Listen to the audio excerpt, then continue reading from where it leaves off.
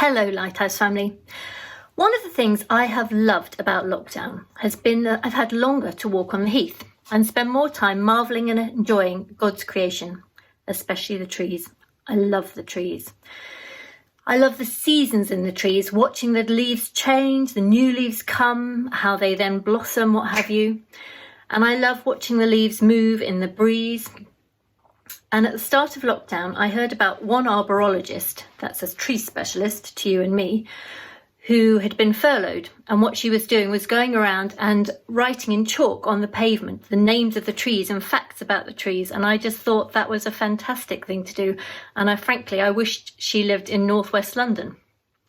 Trees, so many varieties, colours, textures, contrasts, tall trees, short trees, trees with one main trunk, trees with multiple trunks, trees that are good for climbing, and trees that are not good for climbing. And among the trees on the heath, there are three that I'd like to point out to you. After lockdown eased, Kate and I went for a walk, a socially distanced walk, of course. We followed paths that I've walked many, many times. I mean hundreds, if not thousands of times. And Kate pointed out the most amazing tree, truly extraordinary, a handkerchief tree. Never heard of it before, and it's absolutely spectacular. And what was even more peculiar was that it was literally right on the path where I've passed more times than I can count, and I've never seen it. As I thought about this afterwards, it reminded me that so often I charge along following my own agenda, and I don't take time to look around for what God's doing. He's always right there, right alongside me, and I miss him time and time again. Sorry, that's me moving my notes. I need to build in time to look around with him, to see what he's doing instead of blundering along blinkered to what's going on.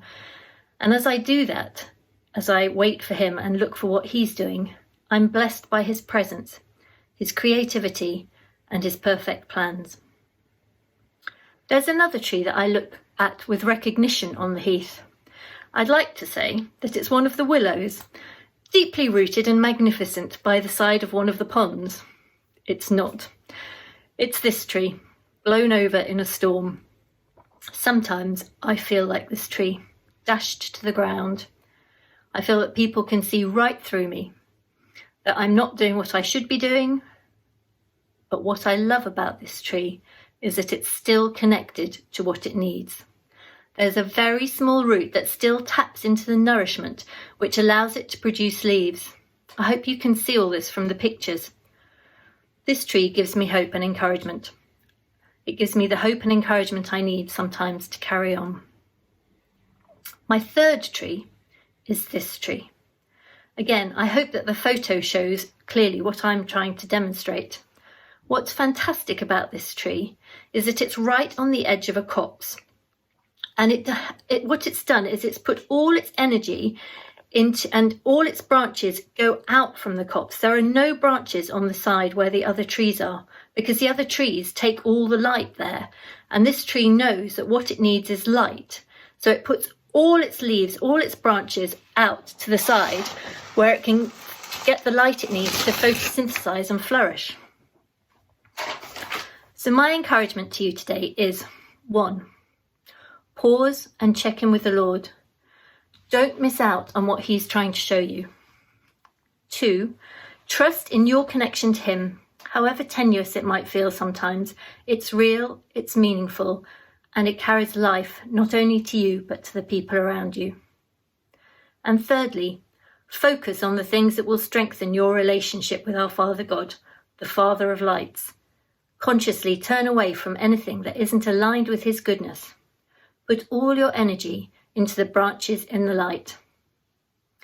Interestingly, the Bible begins and ends with trees. In Genesis, we have the trees in the Garden of Eden, which are so pivotal to the start of the human story. And then in Revelation, trees are mentioned in the New Jerusalem, right in the very, very final verses. I'd like to finish just with a few verses from Jeremiah. For those of you who'd like to follow, it is Jeremiah 17, verses 7 to 8. But blessed is the one who trusts in the Lord, whose confidence is in him. They will be like a tree planted by the water, that sends out its roots by the stream. It does not fear when heat comes. Its leaves are always green. It has no worries in a year of drought, and it never fails to bear fruit. Bless you, Lighthouse family. Lots of love. Bye.